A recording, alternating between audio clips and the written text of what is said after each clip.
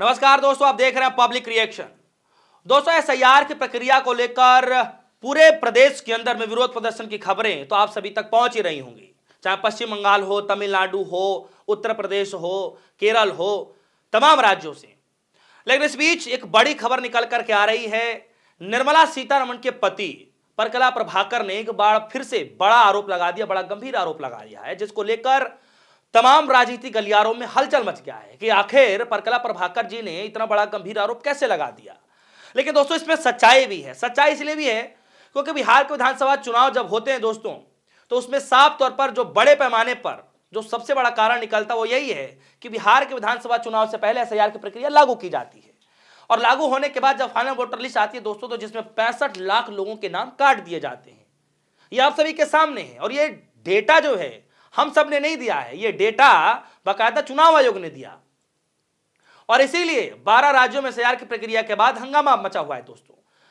परकला प्रभाकर जी ये कह रहे हैं कि भैया, सरकार जो एसआईआर ला रही है, एसआईआर की प्रक्रिया के पीछे की मंशा यह है कि सरकार खुद मतदाताओं को चुन रही है, जबकि पहले ऐसा होता था कि मतदाता सरकार को चयन करते थे। सोचिए, अपने आप में बड़ा गंभीर आरोप है दोस्तों। और यह बात कोई आम व्यक्ति नहीं कह रहा है, बड़े अर्थशास्त्री हैं, राजनीतिक टिप्पणीकार हैं, राजनीतिक गलियारों में जो भी चीजें चलती हैं बड़े करीबी से समझते हैं, उन्होंने यह दावा किया है दोस्तों। और साथ ही साथ अखिलेश यादव ने भी एक बड़ा दावा किया एसआईआर की प्रक्रिया को लेकर के। मैं ये भी आपको बतलाने जा रहा हूं और इसके साथ ही साथ मैं आपको जो योगेंद्र यादव जी हैं वो क्या कुछ कह रहे हैं मैं वो भी आपको बतलाने जा रहा हूं।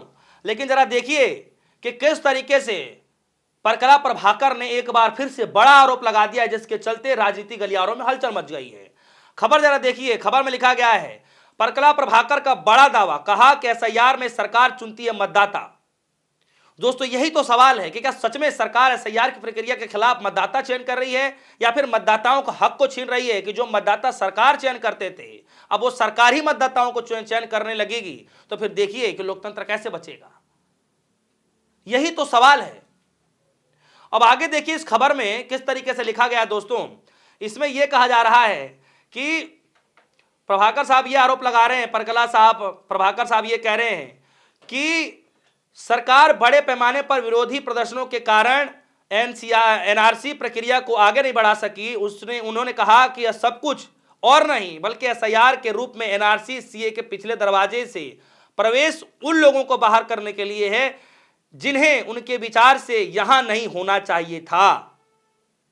यह बात कोई और नहीं बल्कि परकला प्रभाकर साहब कह रहे हैं, निर्मला सीतारमण के पति कह रहे हैं कि यह पिछले दरवाजे से सीए एनआरसी का ही रूप है। और यही बात ममता बनर्जी ने कहा, यही बात ममता बनर्जी के टीम के लोगों ने कहा दोस्तों। और आज देखिए कि किस तरीके से प्रभाकर साहब एक के बाद एक खुलासा कर रहे हैं। आगे कह रहे हैं कि जब किसी को मताधिकार से वंचित कर दिया जाता है तो राजनीतिक समुदाय से बाहर कर दिया जाता है तो वह दूसरे दर्जे का नागरिक बन जाता है। उन्होंने दावा किया है कि यही एसआईआर का मूल उद्देश्य है। प्रभाकर ने यह भी आरोप लगाया कि एसआईआर का मकसद मतदाता सूची से उन लोगों को नाम हटाना है जो हाशिए पर पड़े हैं, अशिक्षित या अल्पसंख्यक समुदाय से हैं। सोचिए दोस्तों, इतना बड़ा खुलासा निर्मला सीतारमण के पति कर रहे हैं। यह गंभीर मसला नहीं है तो क्या है? इसीलिए सवाल पूछा जा रहा है कि एसआईआर का असली मकसद क्या है, क्यों इतनी जल्दबाजी की जा रही है, जबकि तमाम राज्यों के जो मुख्यमंत्री है वो बार बार ये कह रहे हैं, विपक्षी पार्टियों के जहां जहां पर सरकार है वो बार बार ये कह रहे हैं कि आप एसआईआर की प्रक्रिया कराइए, लेकिन कम से कम आम चुनाव खत्म होने के बाद कराइए। समय सीमा कम है, उपकरण कम है, लोगों को ट्रेनिंग नहीं दिया जा रहा है, ना बीएलओ को ना बीएलए को। कम समय सीमा में जो दबाव बनाया जा रहा है ये बड़ा खतरनाक है। इसीलिए तो कहा जा रहा है कि इसको रोक लगा दो। ममता बनर्जी ने बकायदा लेटर लिख करके कह दिया चुनाव आयोग को कि एसआईआर को रोक लगा दो, माहौल खराब हो चुका है, लेकिन फिर भी कोई कार्रवाई नहीं होती है। आगे देखिए, इसमें यह कहा जा रहा है कि जो योगेंद्र यादव ये कह रहे हैं कि बिहार मतदाता सूची का एसआईआर केवल एक प्रयोग है। उन्होंने कहा कि मतदाता सूची का विशेष गहन पुनरीक्षण वास्तव में पश्चिम बंगाल के लिए है। दोस्तों, योगेंद्र यादव जब से एसआईआर की प्रक्रिया लागू हुई है तब से लेकर के अब तक बड़े इस प्रक्रिया पर गहन चिंतन कर रहे हैं। एसआईआर की प्रक्रिया से कितना फायदा हो सकता है, कितना नुकसान हो रहा है, कितने लोग वंचित हो रहे हैं, सब कुछ data wise data Yogendra Yadav बात कर रहे हैं। और इस बार वो कह रहे हैं कि एसआईआर की प्रक्रिया जो है, जो बिहार के अंदर हुआ, असल में तो ये सिर्फ एक प्रयोग था, असली निशाना तो पश्चिम बंगाल को बनाया गया है। क्या सच में पश्चिम बंगाल को एसआईआर के खिलाफ ये निशाना बनाया जा रहा है दोस्तों? और इसीलिए पश्चिम बंगाल के अंदर दिन पर दिन हालात बिगड़ते जा रहे हैं। इसीलिए ममता बनर्जी को बार बार पत्र लिख करके कहना पड़ रहा है कि आप एसआईआर रोक दो, कुछ समय के बाद कराना चाहिए।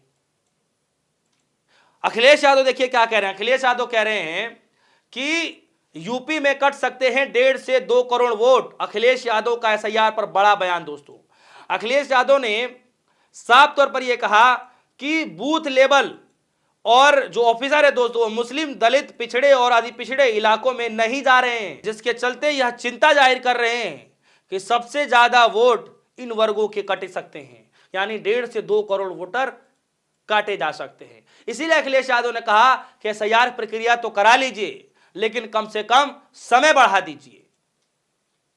यह अपने आप में बड़ा गंभीर सवाल है दोस्तों। और आप सभी को पता है कि एसआईआर प्रक्रिया के खिलाफ न सिर्फ उत्तर प्रदेश में, बल्कि पश्चिम बंगाल में, तमिलनाडु में, केरल में, जिन 12 राज्यों में एसआईआर प्रक्रिया कराई जा रही है, सिर्फ सत्तारूढ़ पार्टी को छोड़ करके, जहां पर सत्तारूढ़ पार्टियों की जो सरकार है, वहां पर विरोध की खबरें नहीं आ रही हैं। लेकिन जहां जहां पर विपक्षी पार्टियों की सरकार है, वहां से एसआईआर के खिलाफ जो ये प्रक्रिया चल रही है, उसके विरोध में लगातार विरोध की खबरें निकल करके आ रही हैं।